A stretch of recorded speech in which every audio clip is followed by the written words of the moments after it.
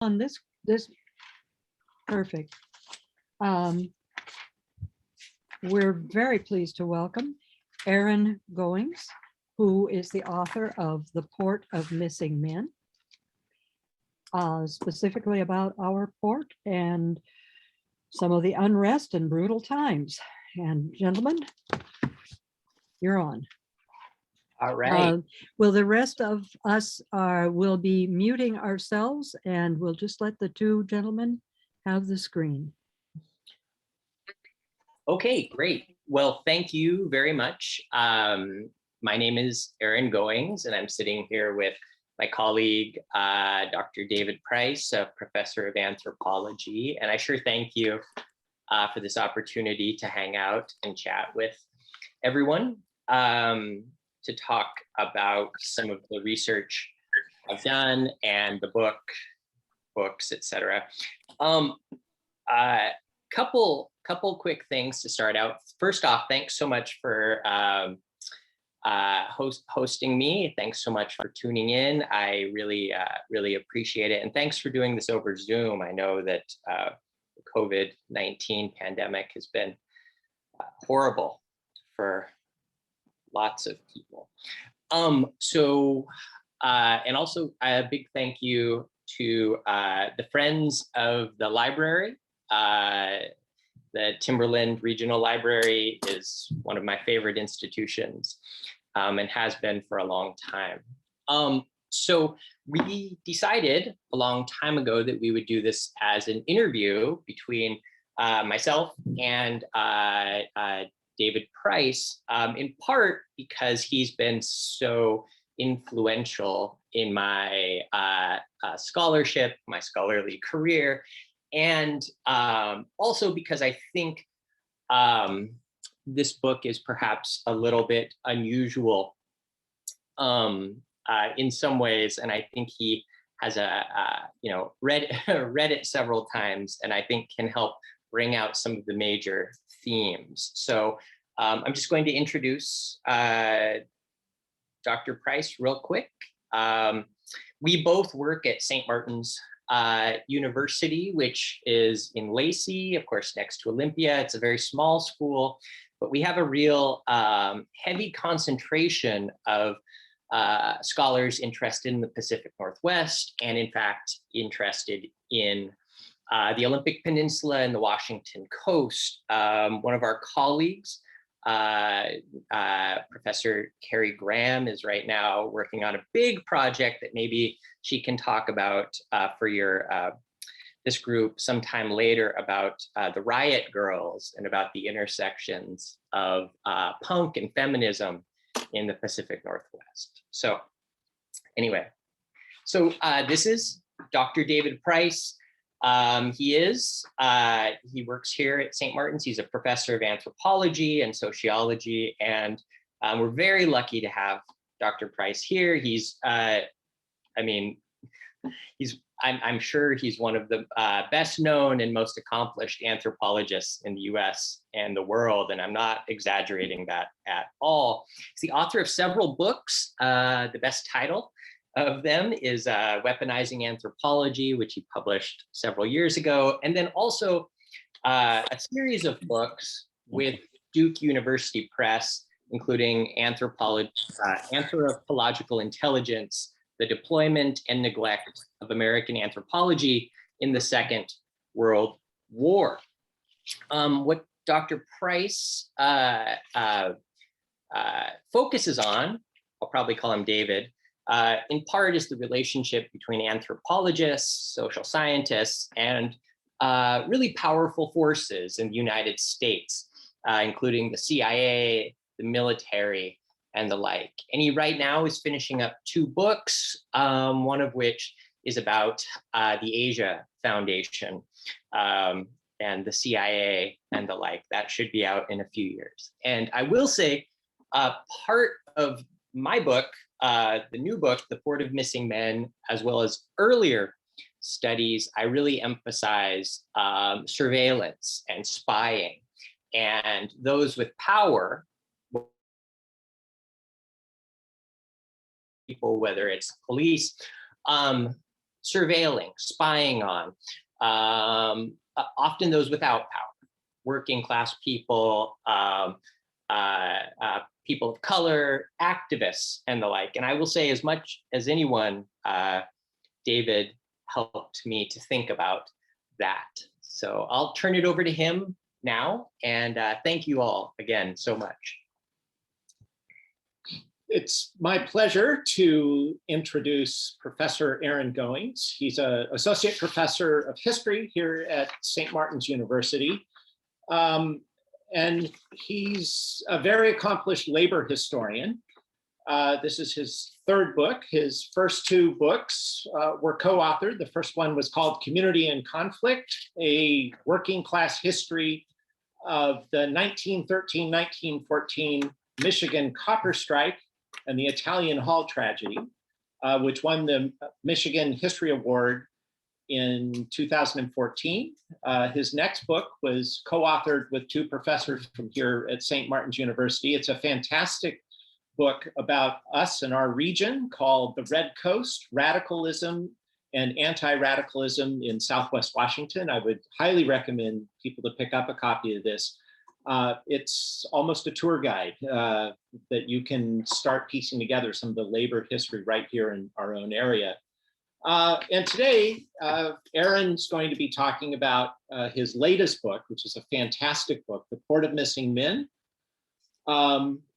Billy Gohl, Labor and Brutal Times in the Pacific Northwest. This is a fantastic book that takes a fresh look at one of our area's most infamous characters and asks, and I think answers some really important questions about this very famous individual that has often been labeled as a serial killer. And Aaron sort of reframes this, looking at evidence anew and asking and answering some really important questions about who was Billy Gohl. This book has been positively reviewed and recently won a major book prize. So we'll start the conversation with Aaron. Aaron, I know you're a Grays Harbor native, growing up in Aberdeen. Surely you heard stories about Billy Gohl growing up. What do you remember first hearing him, and how did your interest grow and start change your thinking about? Good. Yeah, thanks. Thanks so much, David. Right. So I am, I should say before we get too deep into this that we're both, this is of course a work day, and at 1 o'clock we unfortunately have to take off to do some other work activities. We appreciate you fitting us in the middle of the day, but so we'll try to not linger on topics for too long. So, right, so I am from Aberdeen, grew up there, went to Grays Harbor College, as well as Aberdeen before moving on and getting various history degrees and the like. I live in Tacoma now. And so along with Nirvana, I suppose, especially Kurt Cobain, very few people in the history of Grays Harbor or even the history of the Olympic Peninsula are as renowned, as written about, and the like as this man who lived on Grays Harbor for a few years at the beginning of the 20th century, named William or Billy Gohl, German immigrant and labor leader who resided there permanently from really 1903 till 1910, early 1910. There, of course, is this terrific restaurant, bar and grill in downtown Aberdeen called Billy's Bar and Grill. I encourage anyone, probably most people here know about it, and that's named in Billy's honor or dishonor. And of course, like so many people who grew up in Aberdeen, I heard of this man. Heard tale of his exploits, his criminal activities, and almost told as if his ghost would continue to haunt downtown Aberdeen. I I was always fascinated by this story, and what I came to understand was this folklore, that placed Billy at the center of early 20th century history on Grays Harbor as these towns, Aberdeen and Hoquiam and Cosmopolis, grew out of the forest, out of the mud and the muck and the rain, to become these bustling industrial enterprises, of course, on top of land taken from the native residents. But Gohl played this central role in that history, but it's often told that he was the sole source of violence in this history, that he was responsible for Grays Harbor's notorious and violent reputation, so that people began referring to the harbor as the port of missing men. Before we get too far into this, I think, I don't know how many of you have read the book, but I think I'll start with a very short reading from the introduction, just to kind of get an idea of who Billy was, who he's been remembered as, and what I argue in the book. And also, as Dr. Price mentioned, I'm a labor historian. I'm a professional history scholar. So I think probably some of the ways that I approach regional history might be a little bit different from some of the things people might read that get labeled as history. So I'll just, this should only take a minute or so, a couple minutes. This is from the introduction. This is my last copy of this book. I've many of the people who worked with my dad at the Cosmopolis Pulp Mill and who were members of the Association of Western Pulp and Paper Workers Union have actually asked for copies. So I've been trying to send out copies when if possible, but this is the last one for right now. So from the introduction. As the non-union crew of the lumber schooner Fearless sailed out to sea on June 2nd, 1906, a small boat carrying a group of heavily armed Unionists approached in the dark. Within a few moments, the night sky became alight with scores of rounds fired from revolvers and shotguns on both boats. After the gunfire subsided, the small vessel retreated to shore under the cover of darkness, and the crew of the Fearless, happy to have been spared their lives, abandoned their voyage and returned to shore. The Fearless crew had made the mistake of trying to ship lumber despite the pending threat of a strike by members of the Sailors Union of the Pacific. Their voyage began in Aberdeen, Washington, one of the West Coast maritime workers' strongholds and home of SUP agent William Gohl, whose ferocious militancy would gain him fame and notoriety throughout the West. Gohl settled in the Grays Harbor area in 1903. He became the agent for the Aberdeen local of the SUP in July 1903, amid the rapid expansion of both the regional labor movement and the rich lumber trade that by the first decade of the 20th century had become the most prolific on the globe. Gohl brought with him years of experience as an itinerant wage laborer, just like millions of other men and women during the early 20th century North American West. And like many other workers, he used this experience to fashion strategies and tactics to battle against saloon owners and boarding house keepers, all widely considered to be by workers to be parasites. Within a few years of his arrival on the harbor, Gohl established himself as one of the most prominent regional trade unionists.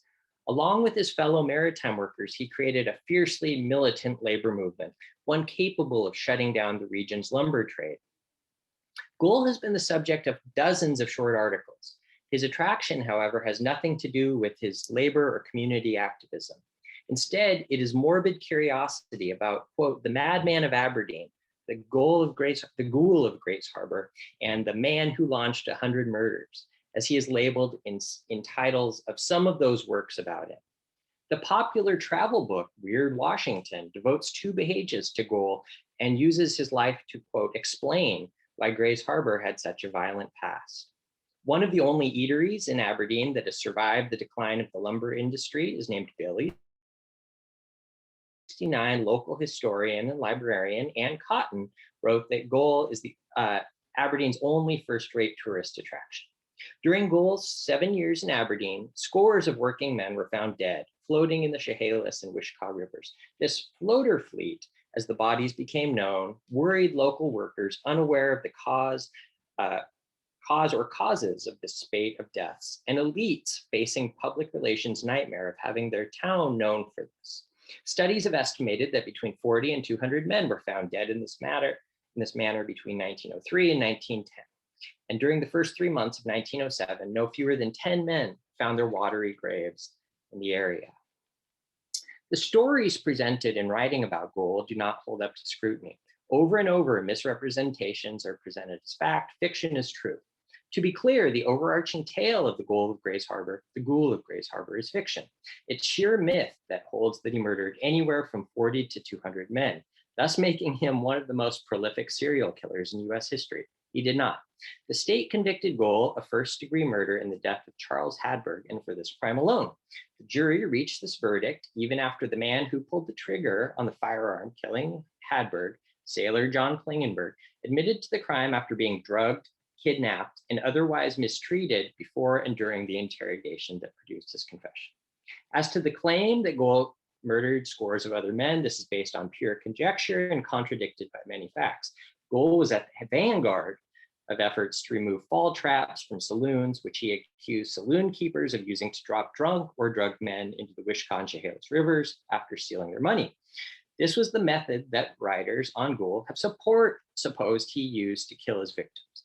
Gohl also fought to have streetlights installed along riverbanks, a measure he correctly assumed would make the city safer.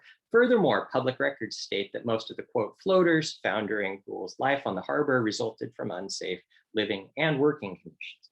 Most importantly, sailors' union members comprised a high percentage of the, quote, floater fleet, and Gohl was dedicated to these men whom he called comrades. He treasured their camaraderie, and they idolized his courage and militancy as demonstrated in the many elected positions he held in their union. The pages that follow bear little resemblance to earlier writings about Billy Gohl. While acknowledging Gohl's hand in a handful of violent acts, I avoid portraying him as a caricature.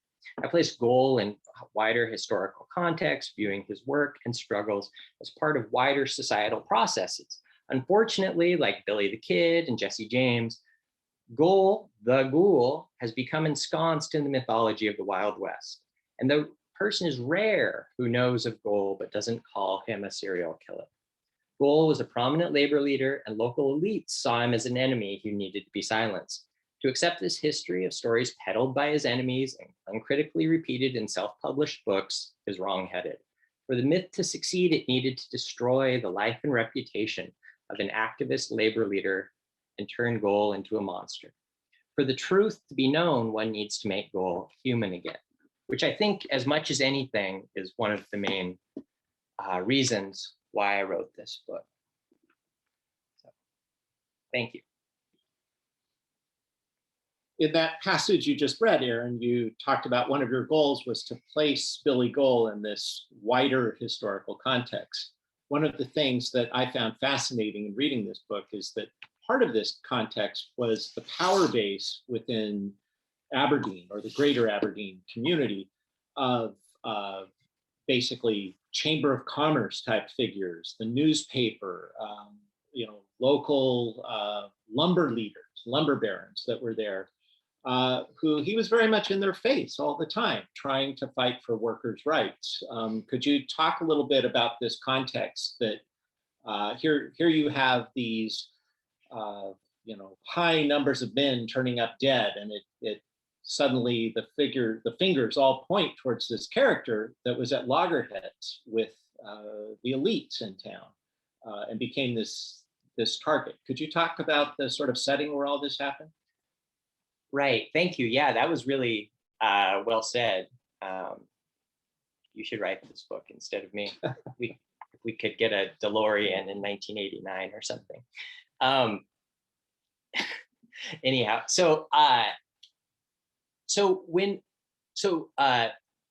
Gohl was a migratory laborer, as I mentioned in that reading. He was a sailor who performed a variety of other jobs really building the industrial West. Sailors are as important as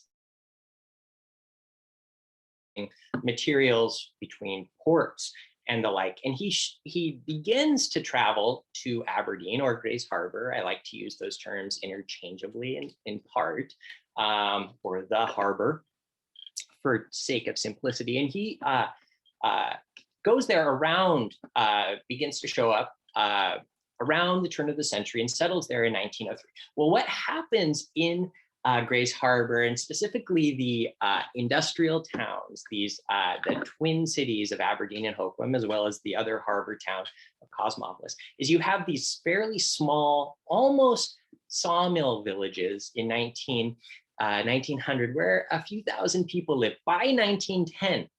And this can be very hard to believe now that so much of the population base is on Puget Sound, a couple other places, but both Aberdeen and Hoquiam were two of the 10 largest cities in Washington state. Aberdeen was larger than any city in Oregon other than Portland, I believe. Astoria was the second largest city at that time.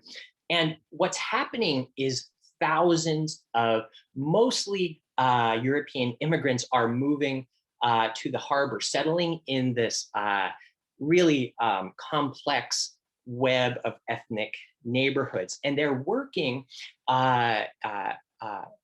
both in industrial enterprises, logging, you use loggerheads, which was nice, sawmills, shingle mills, loading ships, and then sailing ships, as well as a number of other industries. Women workers, who of course comprise globally today more than half of the working class, more like 40 to 45% of Grays Harbor during this time, did a variety of jobs as well, including working as waiters and waitresses, cooks, and the like. Just a side note here, probably most of you know about the really unfortunate, really tragic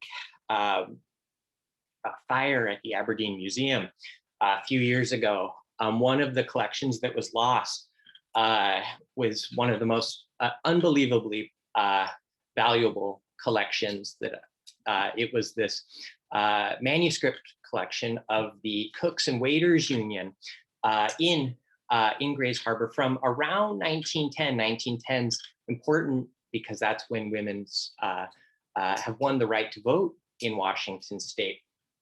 And but what these records showed was this firm dedication to solidarity among men and women workers in the cooks, in the eateries around Grays Harbor. Fortunately, I photographed those records before they burned, so hopefully I can donate them at some point. On the other end of the spectrum, and I think this is what's getting to David's point here, was this incredibly powerful minority of the population in Grays Harbor, really a pretty similar group of people that you'd see in other parts of the country. But in Grays Harbor and in Washington state, where the majority of wage workers who were actually paid a wage, worked in the lumber industry. And so those who employed those people, the boss loggers, the lumbermen who owned and managed lumber companies, many of them were based in the Puget Sound, some were back east, some were in San Francisco, but many of them were based in Grays Harbor, and they had an incredible amount of power in the Chamber of Commerce. That's where a lot of it was centered. And what's so interesting about the lumber industry is, unlike, say, railroads or especially mining, there were precious few unions in the lumber industry. So this hugely profitable enterprise, this lumber industry that's creating all this incredible amount of wealth, the wealth that really built much of Western Washington's wealth and produced these millionaires. Many of them, the families still, of course, have money, produce these buildings in downtown Aberdeen and all over the state. You see the mansions in Aberdeen. You see them in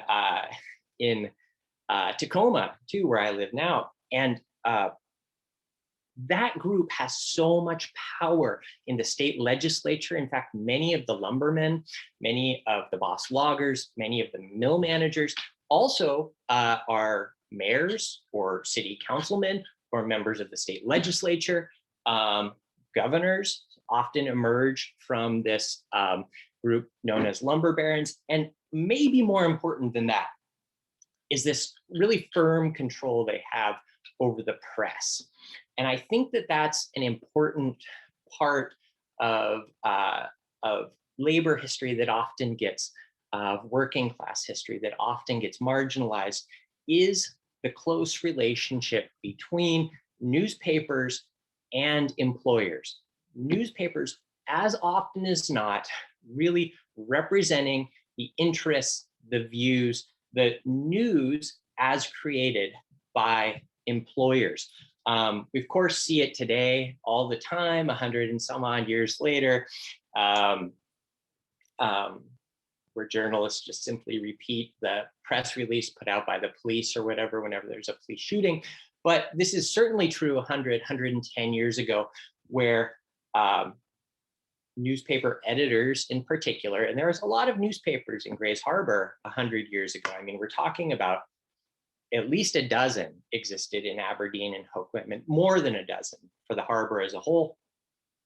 But in most cases, those are essentially owned and operated as tools of the lumber trust, tools of employers. Now, Gohl is interesting. Billy Gohl is very interesting in this because he is elected several times, maybe a dozen times, probably more than a dozen times by his comrades, by his fellow workers, to positions within the Sailors Union of the Pacific, as well as by the thousands of workers who are unionized in Grays Harbor. He is, in fact, the most notable, the best known worker on Grays Harbor, the best known unionist. And what's so interesting about two groups of workers, longshoremen, probably, very well-known group, those who load and unload ships, today have a very strong union, very democratic union. And then sailors like Billy Gohl. And what they can do to this day is they can strangle shipping lanes. They can stop the global transport of goods and essentially stop profits being made by stopping global flow of goods. We saw what happened a few months ago when the ship clogged the Suez Canal. Well, essentially that's what can happen with a sailors or longshoreman strike. And Gohl knew full well of that potential power. It was really only his union and the closely affiliated longshoremen's union that operated in the lumber industry, which is, again, what produced all that wealth for Grays Harbor, much of the wealth produced. And he could, and he did, shut down the lumber trade when he felt like employers were stepping over the line. When ship captains would whip workers, when they would Shanghai workers, which was Shanghaiing is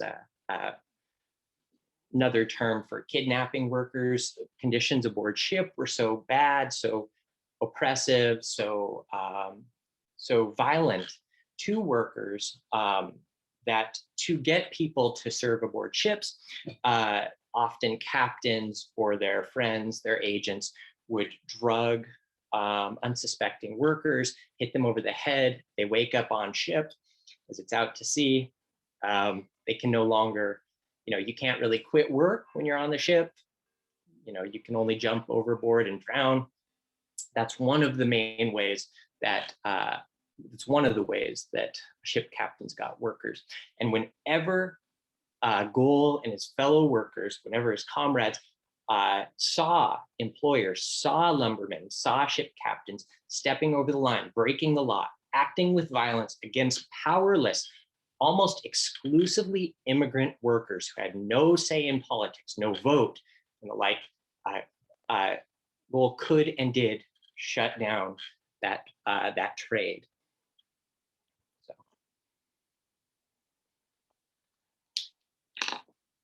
Thank. I like how in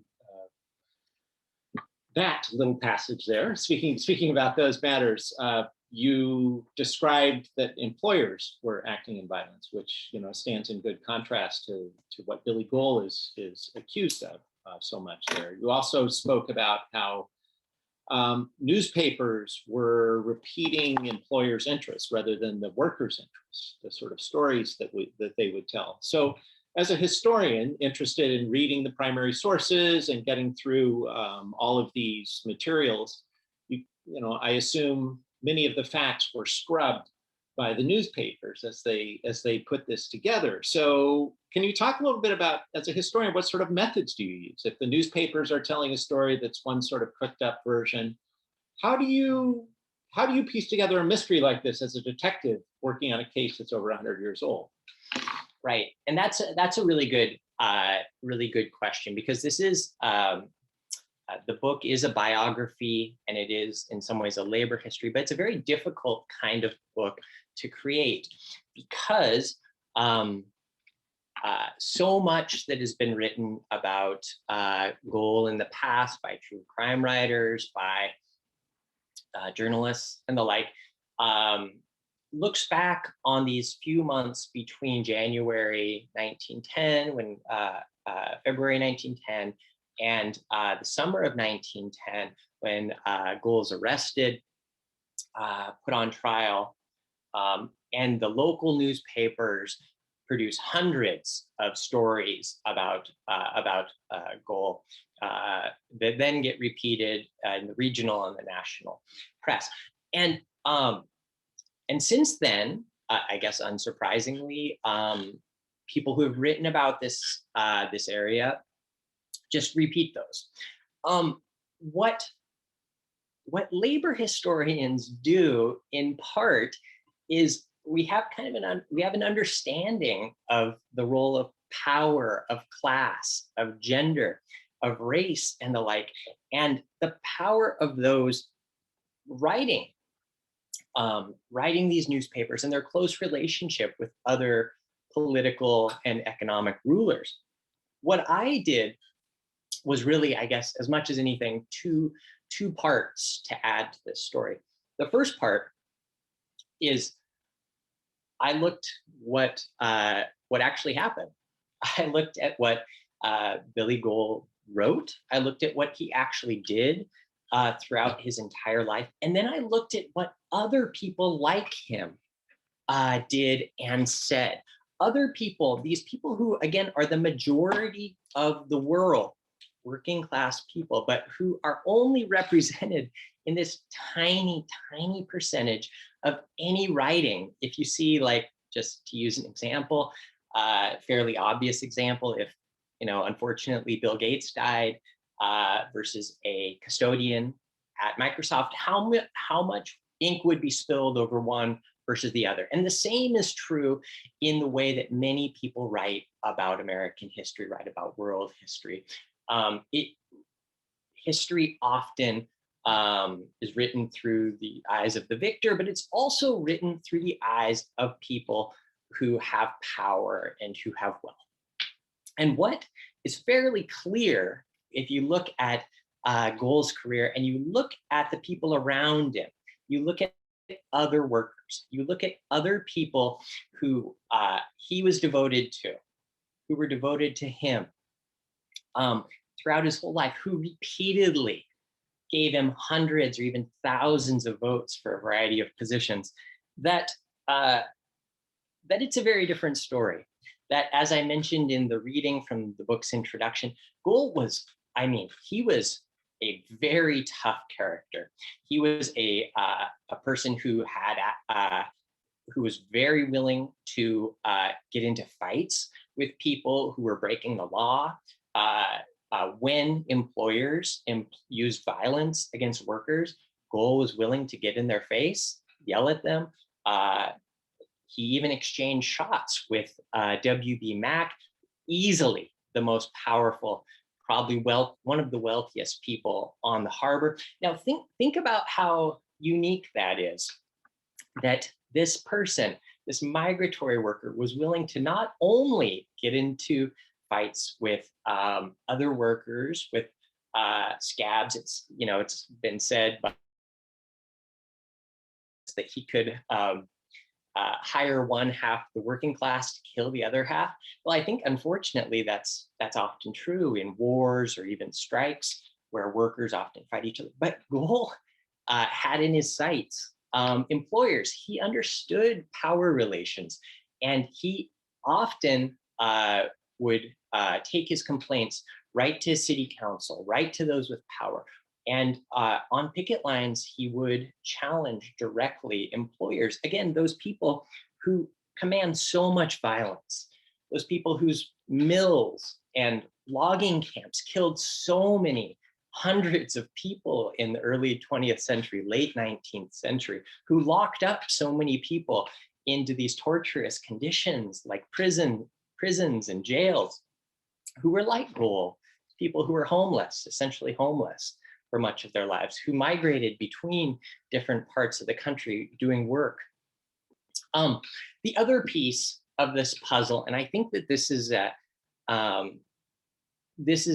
more of a difficult conversation, and it's more of a critique of the historical profession. I think it's really unfortunate that it took till now for a professional historian to look at the Gohl story. And I don't think that's specific to this story, but unfortunately so much of writing about the Pacific Northwest ends up focusing on those wealthy areas.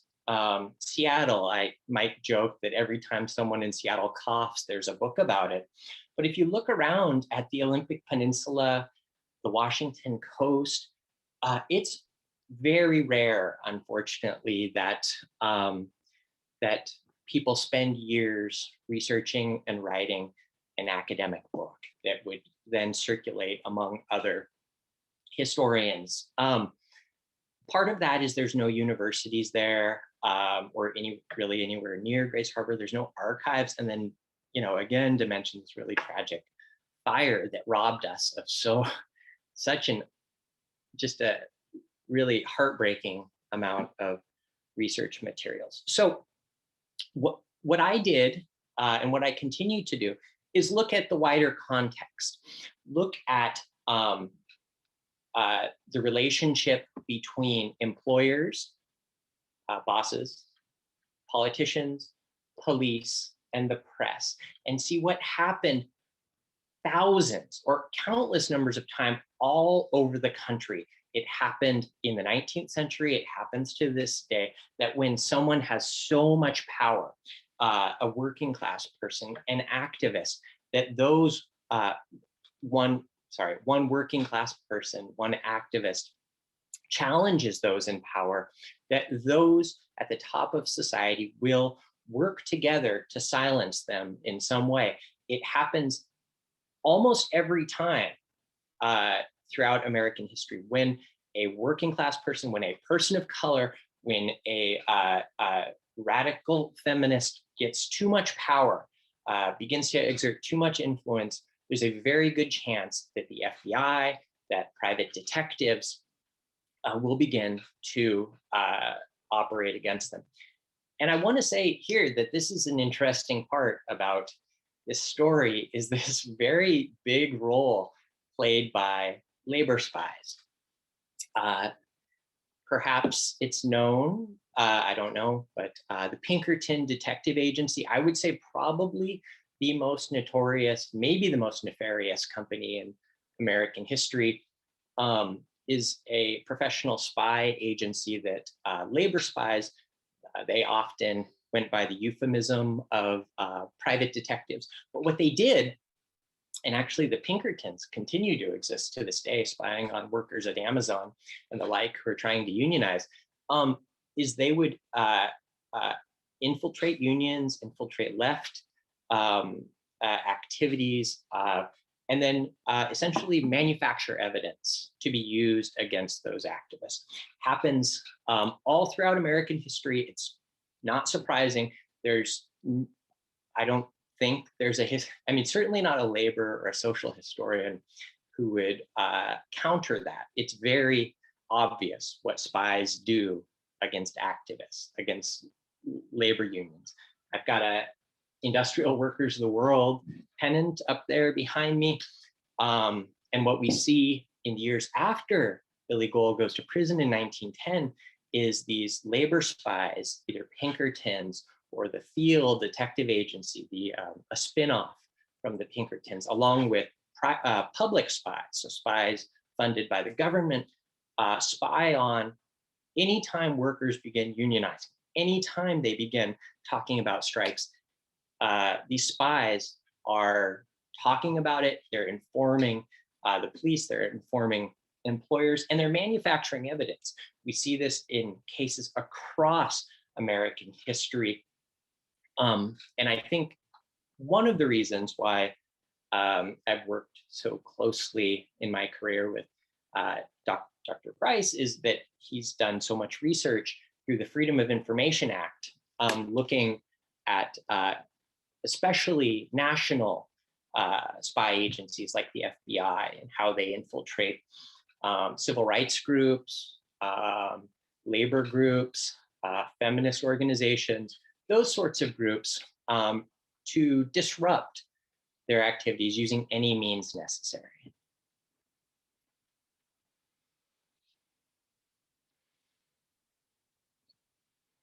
One of the things about your work is you've taken this local anti-hero, right? This very famous character, Billy Goat, and you've sort of created a new villain in doing this, right? And the new villain being this system that persecuted him because he was trying to organize labor in a very different sort of way. I guess I have sort of a broad question. This must be sort of disappointing to the local community, or I can imagine it might be if you have this character who's very famous for being this horrible person, and then someone comes along and humanizes him. So have you gotten any sort of response about this? Well, that's kind of a complicated question. I'm not really sure, in part. There's been enormous positive reaction to this from national and even international audiences to the book. If you have free time, this story was featured on Criminal. This is Criminal, I think, maybe the only true crime podcast that doesn't, make fun of poor people, or that's not cruel and doesn't exist solely to make people scared. It's the website for that is This Is Criminal. But then it also got noticed by a filmmaker in England. And so we've talked some about turning it into a movie and the like. But then throughout, there have been several scholarly academic reviews that really rave over this book, and then very happy we can't really announce what it is. It's not a Pulitzer Prize, but the book did win a pretty important book award that I'm very surprised at. Going forward, I am 100% positive that people in the local community, I would say especially maybe an earlier generation who kind of grew up with ideas of unions as corrupt, as violent, as sort of the Jimmy Hoffa model of union activism or whatever. I don't know, not to paint with too broad a brush, but I'm sure people will continue to put out the same story. But I also know that there's interestingly efforts by other academic historians to now do a very similar story.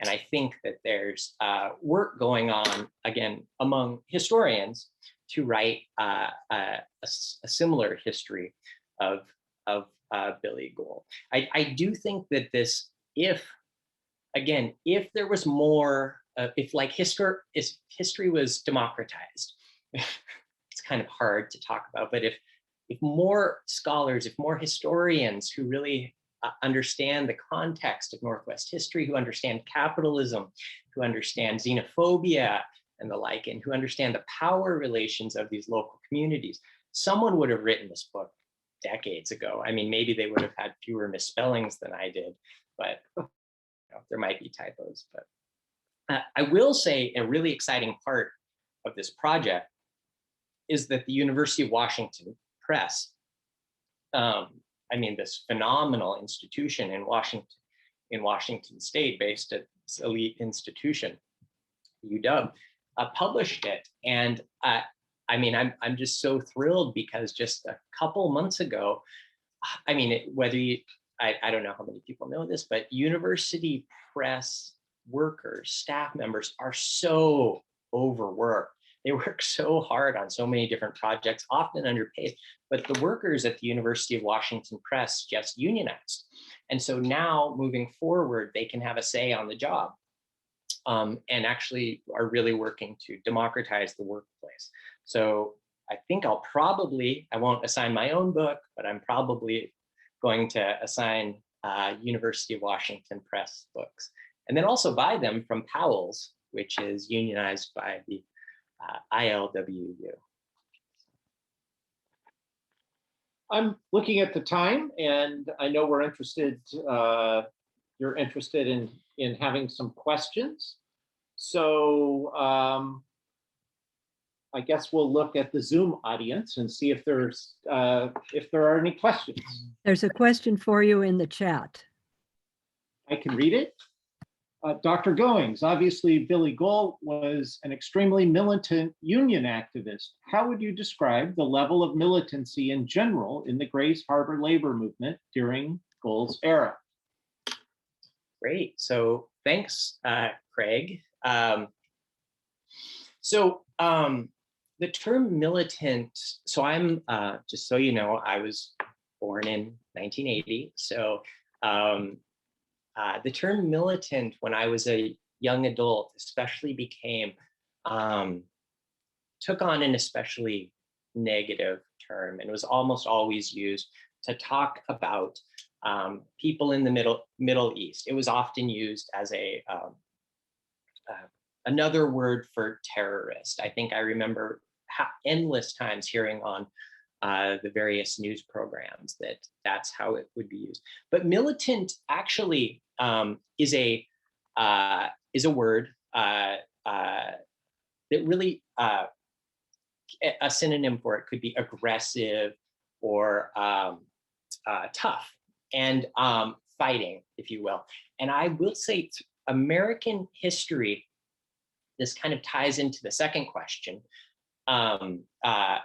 American history, the unions in American history are often not that radical, as in they are often not associated with a socialist party. They're often not looking for revolutionary change. You can compare that to especially Europe or Latin America, where almost all unions are tied to a political party, socialist party, whatever. I lived in Finland for some time, and the unions there are tied to the Socialist Party or the more left-wing party called the Left Party.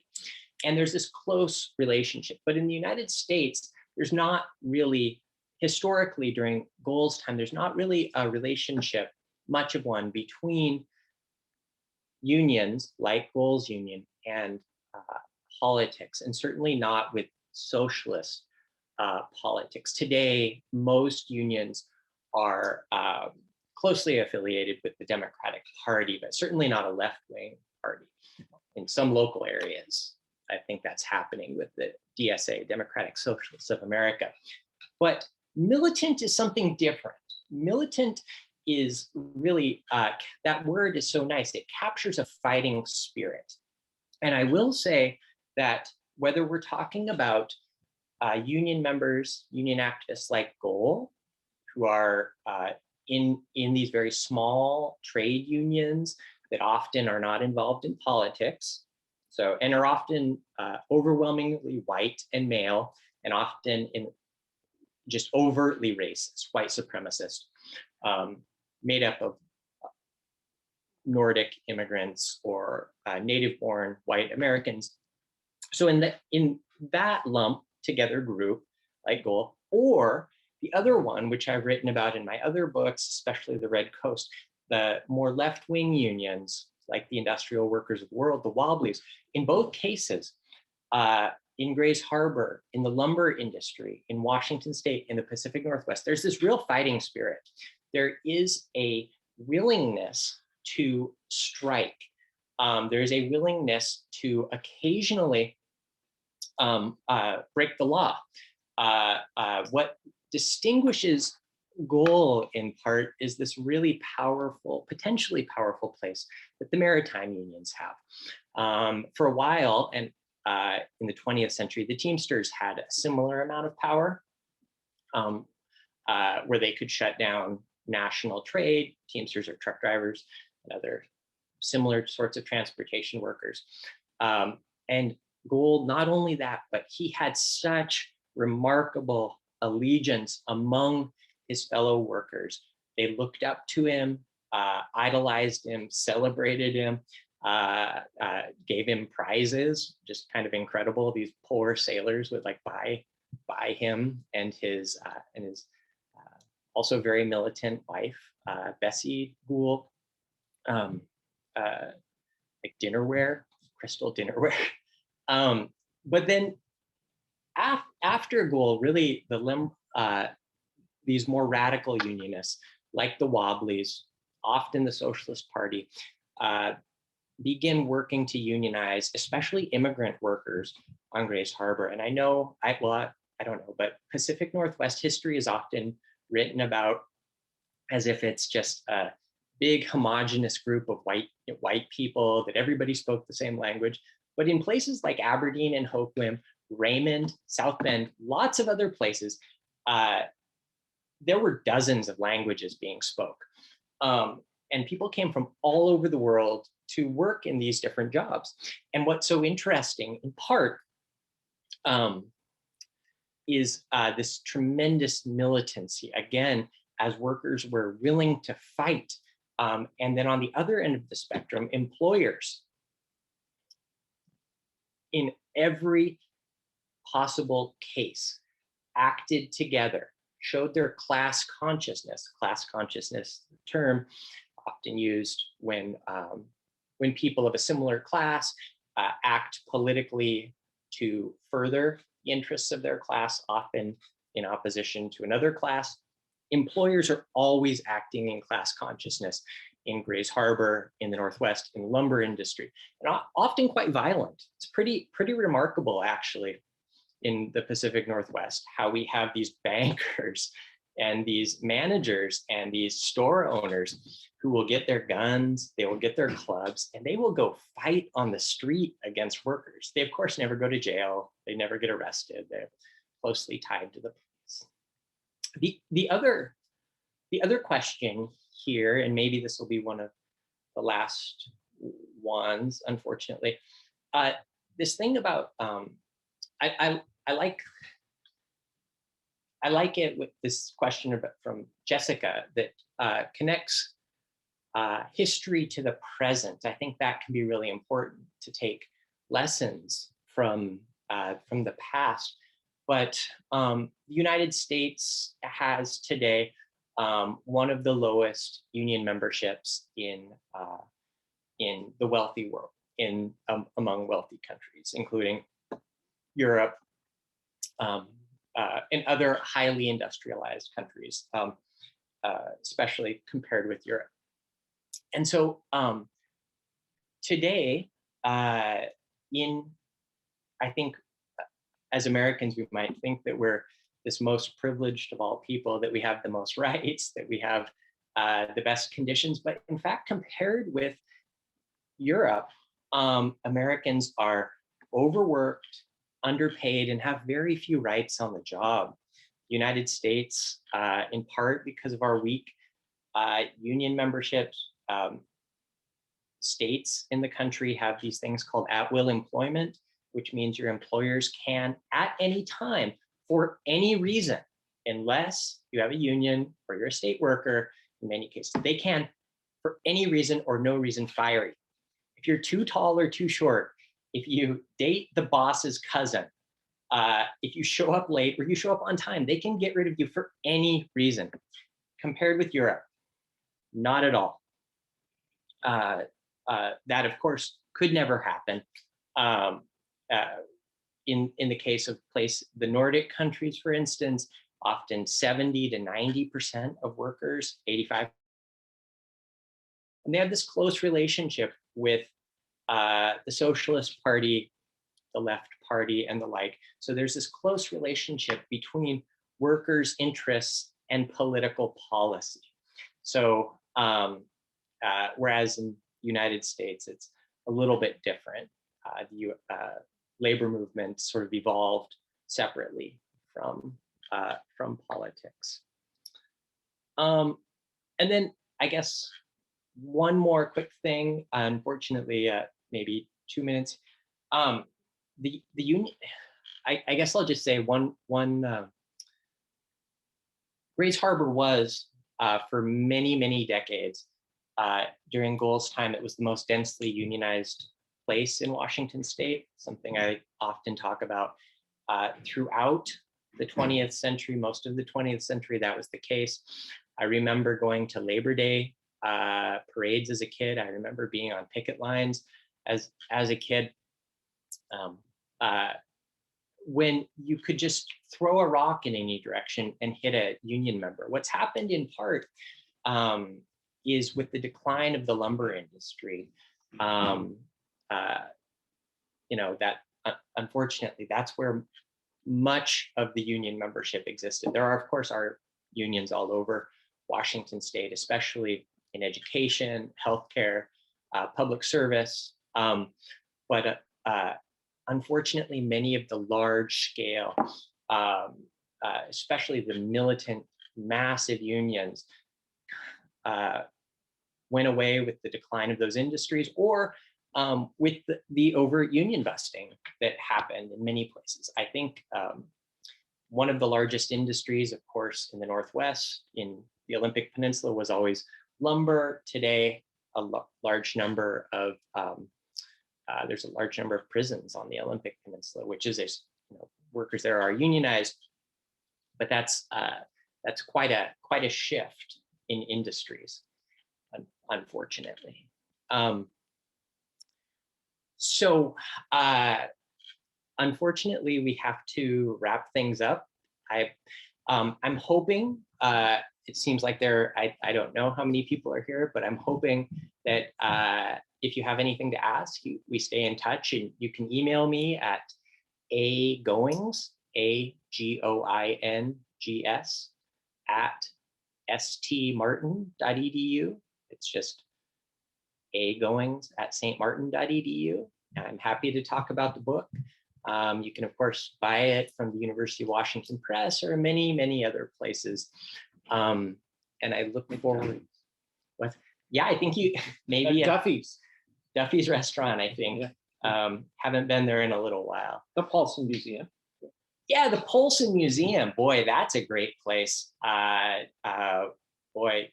probably one of the greatest museum curators in the world working there. So, if you need anything historical related, if you need just a great person, he's there.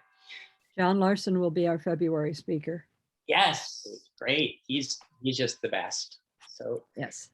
Again, so thank you all so much. We apologize, but we have to go. And again, feel free to reach out via email anytime. So thanks so much. Thank you very much, Aaron and David.